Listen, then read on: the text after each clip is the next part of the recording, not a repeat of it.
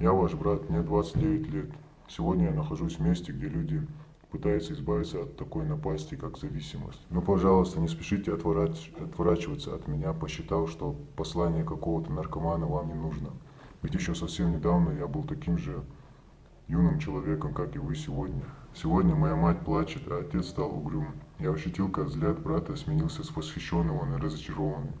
А моя сестра поняла, что в случае чего